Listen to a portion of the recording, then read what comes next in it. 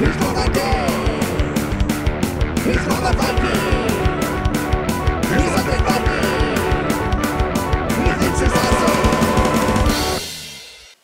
Hey everybody, it's me, Undead Viking. I'm here to review a game for you, and the game is called Good Cop, Bad Cop, and it is also Good Cop, Bad Cop, the expansion, Bombers and Traitors. Now, I've played the original Good Cop, Bad Cop, and I never did a review for it, which is too bad, because it's one of those cool hidden roles slash negotiations slash, it's almost like kind of a party atmosphere, but it's one of those games that the mechanics of the game are very, very simple, but it's all about the bluff and counter bluff when you're dealing with other people. So you're not really even playing the game so much. You're playing the people and what you think that they are.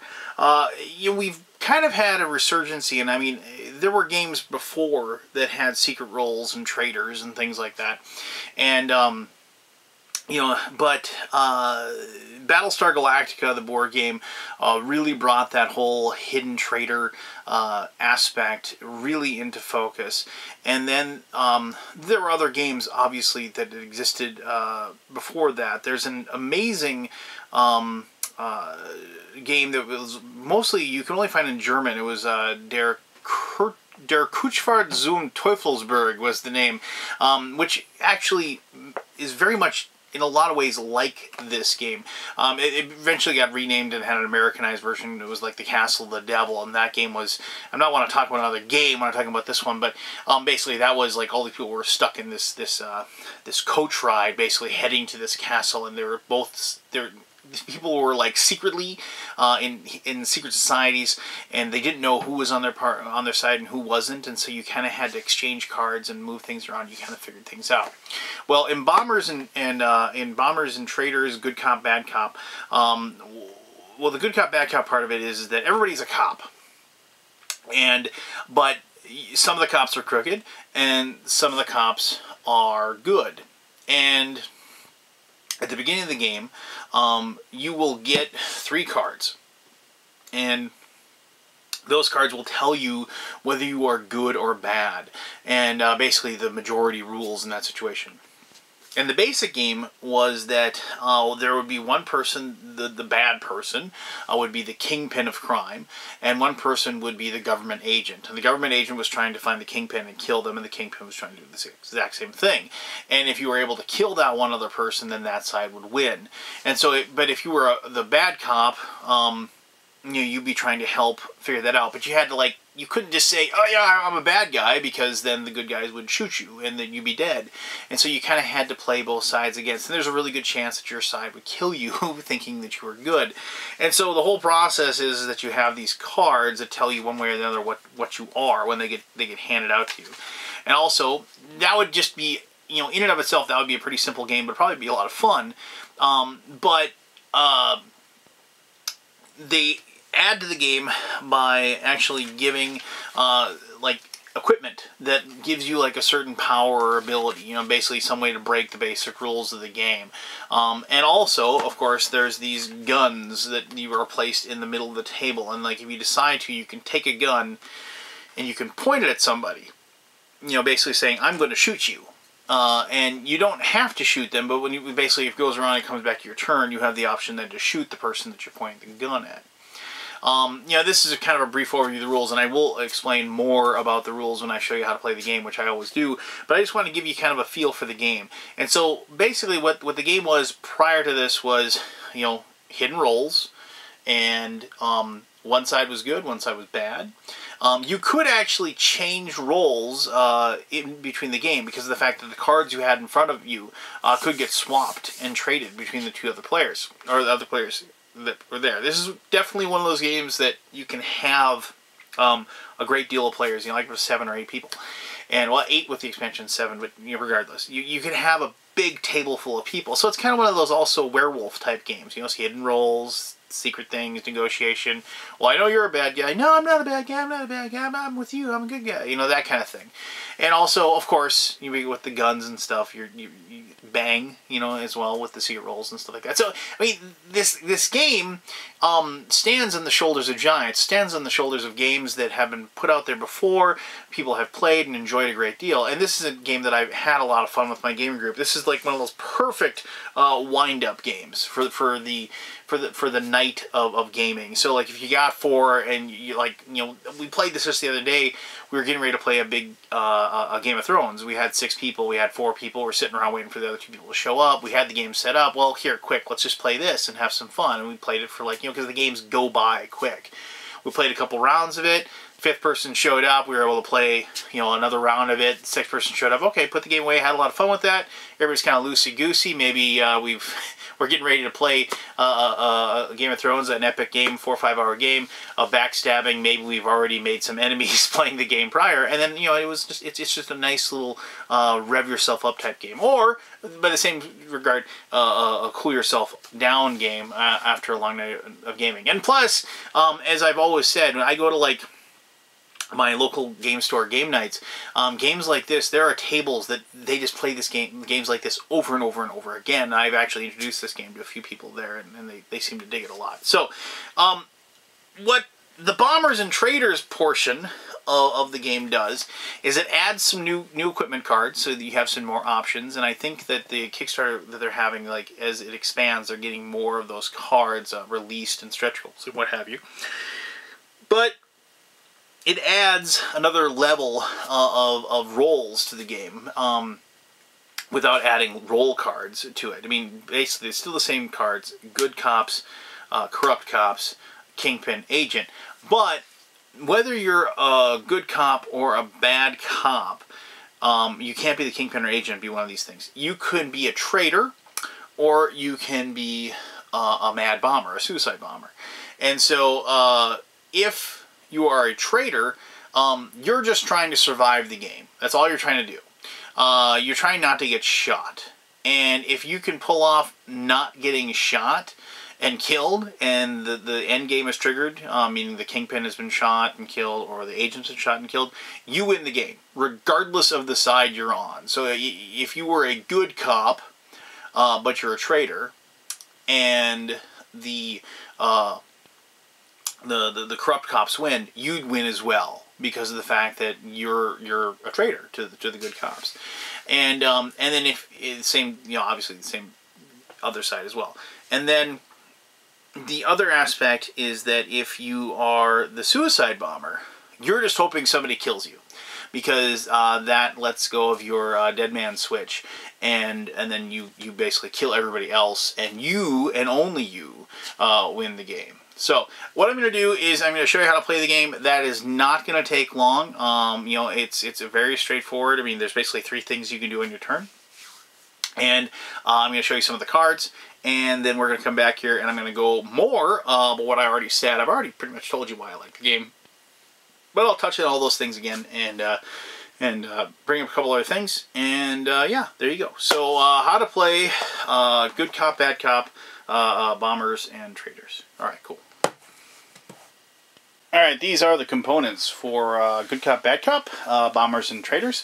And it's just a bunch of cards, basically. You can see that these are kind of like the guns, obviously.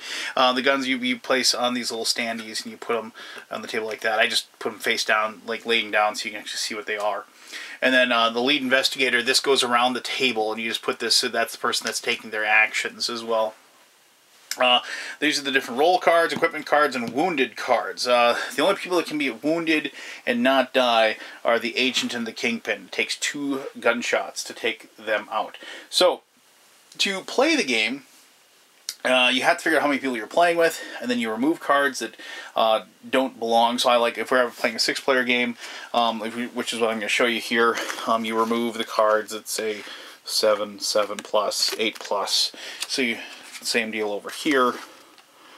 These guys, and these are obviously the crooked cops, because they have a goatee and they shave their head and they're glowering. You'd think it would be easy to tell who the bad guys are in that situation. But regardless, so you have these cards and you have this agent and the kingpin. So the first thing you're going to do when you set up the game is you have to make sure when you deal out the agent and the kingpin card correctly. So you're going to have to shuffle up all of these cards that have all of these roles. Now, obviously, crooked cop, you're crooked. Honest cop, you're honest. Now, you'll notice that there's these little symbols here. This little bomb and a knife. That is for the bomber and the traitor. You know, blowing up and backstabbing somebody. Now, normally, I'm just going to, like, when you get dealt your 3 cards, if you have 3 of one thing, obviously, then you're crooked. If you have 2 of one thing and 1 of another, you're still crooked. You know, in this situation. Now, reverse that, obviously, the exact opposite is true. So if you have 3 of these, you're honest. If you have 2 of these, 1 of these, you're still honest. Now, the addition with bombers and traitors is if you have 3 bombs on your cards, then regardless of whether you are crooked or honest, you are the suicide bomber. If you have 3 knives, you guessed it, you are the traitor. So I'm going to shuffle these, and I don't know, this isn't a lot of cards. I don't know if I'm going to use the magic of video editing to do this. I'm just kind of, this is probably not the best shuffle in the world. Maybe I'll do one quick riffle shuffle if you'll indulge me just for a moment here. There we go. Alright, so what happens is that we're going to take the top 4 cards, because we're playing with 6 players. We're going to take these 2, and we're going to take those 4. Maybe slide that one in there, slide that in there. Now shuffle them up again, so we can't be sure of which ones are where. And we're going to deal these out. And so I'm going to kind of move these off to the side here. Oh, and also, you can notice since we're playing with 6, this gun has a 7 on it, so we're not using that gun. So we're getting rid of that one. So put those in there, the equipment cards, the rest of these cards off. And now these ones, these guns, we'll just stand them up now since now you know what they look like. And what's going to happen now is that we're going to deal out, so we go 2, 3, 4, 5, 6. So now everybody's got a card, right? And so then we take the other cards now and we deal 2 more to each person. So now we know one person's going to be the agent, one person is going to be the kingpin, and now we're going to get different roles. Now, it's important to note that if you are the kingpin or the agent, that trumps everything else. So no matter what, if you had like two crooked cards and then the agent card, you're still the agent, even though you have 2 crookeds and you are on the agent side. So here. So now we have 3 cards. Now each person takes a look at let's look at these 3. They take a look at these 3 and they figure out what they are. So this guy, let's look at all of them so we can tell. So crooked, honest, and he's got the one with both the bomb, but not the same. So he is going to be a crooked cop. And so when he puts his cards down, he can't move them after they're down. So you can't fool somebody because people are going to be looking at these cards. So you can, if you're the person, if you want to look at your card to remember what you are, you know, you can do that. So I'm probably going to run out of room here. Okay, well here, we found the kingpin. So, and he's got one honest card. And so even because he's kingpin, you know, we're not gonna have, because the kingpin doesn't have any of the bombs or anything on there. So this guy, we know he's the bad guy. Let's see what we got here. Oh, the agent right there. So crooked, honest, and agent. So they're right next to it. And remember, you don't know, obviously, what the people are around you. And so let's just see what we got here. Oh, we got 2 bombs and a knife. But you know, you can get another card, and that can actually change. So here, hold on. So we go like this. One more. Oh, 2 bombs, another crooked cop. And now, the really cool thing about this game is that there's no guarantee, because of the fact that you're dealing all these cards out, there's no guarantee how many people are going to be on each side. So you can't just always say, well, I know, oh, here we go, we got a traitor. So, knife, knife, knife. So this guy's an honest cop, but he's also the traitor. And so he can win if the crooked cops win. So we'll just go like that. And so, and like I said, each person, you can't move your cards after they're playing down, because people are going to be picking them up and looking at them, and they're going to want to know where they are. So we'll start with the lead investigator is right there. And what we'll do then is after... Oh, and I'm just sorry. And each person will get one of these equipment cards. I'm just going to show you a couple of the equipment cards. Basically, this is a way when you use an equipment card, you can break the rules in some way. So, like a restraining order. Use another player shoots their gun. They must choose a different player and immediately aim and shoot that player instead. So you can just say, this card can't be used with only 2 players left, obviously, because it's just you and the other person. But so, that's like, you know, something you can play. They're very situational, the cards. So, metal detector, we use that, investigate each player is holding a gun. Because one of the actions you do is you take a gun. They're like sitting on the table, supposedly, or something like that. The polygraph. Choose a player and view all of their integrity cards, then show them all of your integrity cards. So you can see what the kind of fun things are. Now those are from the basic set. There are 5 new cards, like the grenade. Give it to any player. At the end of that player's next turn, they give it to another player. At the end of that player's turn, they are shot. So, you know, and, you know, obviously, a pretty cruel way to kill somebody. Holster. Use when you shoot a gun. You may choose to aim. Change your aim and shoot a different person. Great card. You basically, when you point the gun, everybody thinks you're going to shoot one person. When it gets back to you, you change. Fingerprint kit. Investigate any player you may choose. If you choose turn, you may choose to turn one of your own face-down integrity cards face up. If you do so, you can put this back in your hand. Now, that might seem a little weird. Like, why would you want to show off one of your integrity cards and turn it face up? But there's a lot of different ways and a lot of different things of bluffing and you know, just trying to prove to somebody you're on the team or something like that. It's like, you look at one of their cards, you see that maybe you got a pretty good idea that they are on your side. You turn over one of yours, say, see, I'm on your side, kind of thing. Or maybe you're trying to prove to somebody else that they're good or bad or something like that, so they shoot them. All kinds of ideas like that. And then fake ID, swap any 2 face-up, crooked, or honest cards. The player may be used in players that have been eliminated, so which is pretty cool, because then you can possibly turn somebody good who is bad or whatever. So each person gets one of these, and I'm not really worried about what each one does, but there you go. Like so. And you can only have one of those cards on you at any time. You do have the option or the ability to, as an action, to switch your equipment cards as well. You have on your turn, you can take one of 4 actions. You can choose to view one face-down integrity card. So like if it's this person's turn, they can say, I'm looking at your card. And they take this and they look at it. Okay, he's honest. He's got a bomb. Okay, good deal. So you look at that, and so you know that one little thing, and you can kind of put that in your head. Okay, I know that what that card is right there. You can draw one equipment card. If you have any face-down integrity cards, you then have to turn one of them face up. So if you draw a card, you can do that. And like I said, you can only have one equipment card at any one time. You can pick up a gun. So you can just say, okay, I'm picking up a gun, and then you have to aim it at somebody. And you can't aim it at yourself. So when you pick up a gun, you pick it up and then you point it at somebody. So I'm going to point it like you're pointing at this person. They're going to shoot that person. When you pick up a gun, you also have to show one of your cards. You can't just pick up a gun willy-nilly. You have to, like, you know, there is a price to pay for picking up a gun and possibly shooting it at somebody.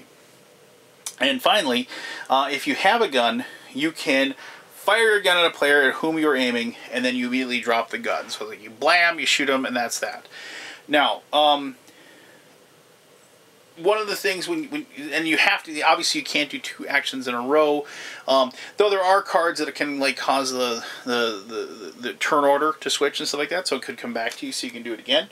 But so basically you have to get all the way around to your turn before you can actually like use the gun to shoot somebody. And so if somebody's worried about their boss or their agent or their kingpin getting killed, they can try to do some things to kill you or hopefully like take a shot. There are some things that you can do to like actually cause them to, like, things to happen. Like after, like, you can do this, like, you play, after the current turn ends, play moves immediately to your turn. So you can skip the person who's holding the gun. Or the cannon, you choose a player, if they're holding a gun, they drop it. If it's that player's turn, they cannot pick up a gun this turn. So you can prevent, and, like, so the equipment cards are very important to hold on to for those situations. Ultimately, what happens is that if you shoot somebody that isn't an agent or a kingpin, they're out. They're done. They're dead. If you shoot a kingpin or an agent, they get a wounded card. And so with a wounded, it's like draw an equipment card and take this. You are eliminated when you are shot again, or you are no longer the agent. No longer hold the agent or kingpin card, because people can actually swap cards, from your deck. So, and then so it takes 2 bullets to kill an agent or kingpin. You can teach this game in about 5 minutes, but for somebody to grasp all the bluffing and the little tactics and everything that you're going to do is going to take a heck of a lot longer, obviously. But let me tell you exactly why the game is so much fun in my conclusion, which I'll do right now.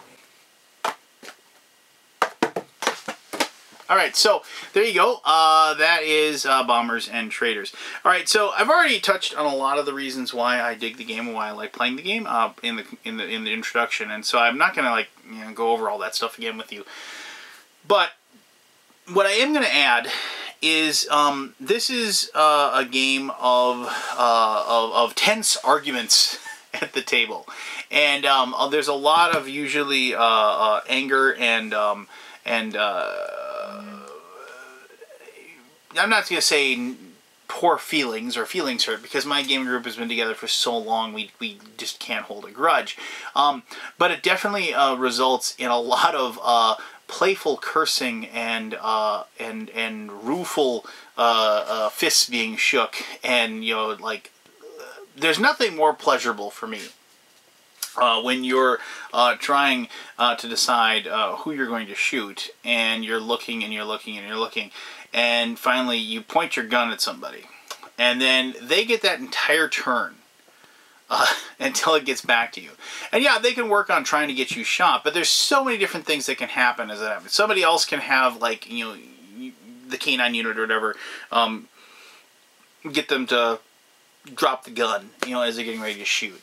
And you have those cards that allow you to switch where your gun is shooting, and all those things. But the entire time it's going around, the person that you've got the gun pointed to has all of these different options available to them. And this is where games, and this is just one such situation, but basically they're saying, do they try to convince you that they're on the same side as you?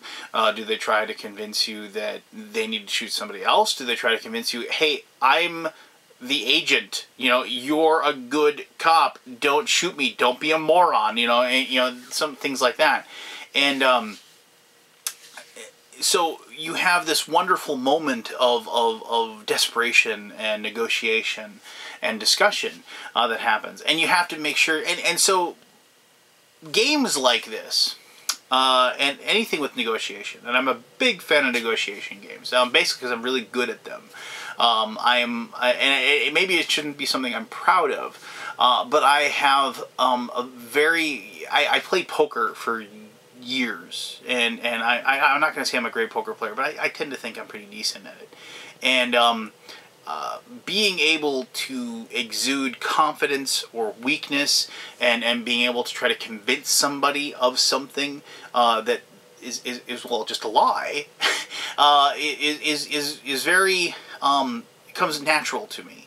And it's probably because I'm a pretty trustworthy person in real life, and I'm pretty honest and straightforward in real life, and so, but when I sit down at a table, all bets are off, and at that point, then I'm allowed to just kind of exude a force of will upon the other people at the table, and I find that aspect of any game to be very fun, and also trying to deduce what other people are thinking, what they are, what's going on in their head. How can I make this situation turn and to my advantage? When do I just screw being secretive and just go for the win? All kinds of things like that, and it's one of those games that you finish it up so quickly, you're able to play another one, and this is the type of game that you tell stories about weeks, months, a year later. You reference, I still reference games of Werewolf and games of Battlestar Galactica that had hilarious moments or moments of tension, and this is a game that has fostered those moments as well, about where's that gun pointing and things like that. And it's not that games like like Euro games or heavily strategic games or cube pushers, if you will, things that I really enjoy and I like. But nobody ever remembers those games for like that brilliant second to last turn where you saved the worker to be used in that exact same spot. I mean, maybe they do. I don't know. But for me, I don't. I mean, I can still enjoy myself, but I like games that tell me a story and give me that experience and give me that moment with my friends that we can laugh and chuckle about and both root for the victory and also laugh at your opponent's misery when you realize that they just killed their kingpin and they just lost the game for themselves. So it's stuff like that that makes a game like I threw the box away. a game like Good Cop, Bad Cop, and with the expansion Bombers and Traitors, a keeper. And it's one that it's it's a small little game. It goes into my game bag anytime I leave, and just because it is the perfect 15-minute game to throw down and play when you're just waiting for another game to be played, or or you get that last itch for that last game before you go home for the night. So, there you go. That is the game. If you have any questions about it, please ask away. I'll be happy to answer those to the best of my ability. As always, I greatly appreciate you taking the time to watch this video. Without you, I wouldn't do this. So, well, until the next time that you watch one of these suckers, you have yourself one heck of an awesome day. All right, bye-bye now.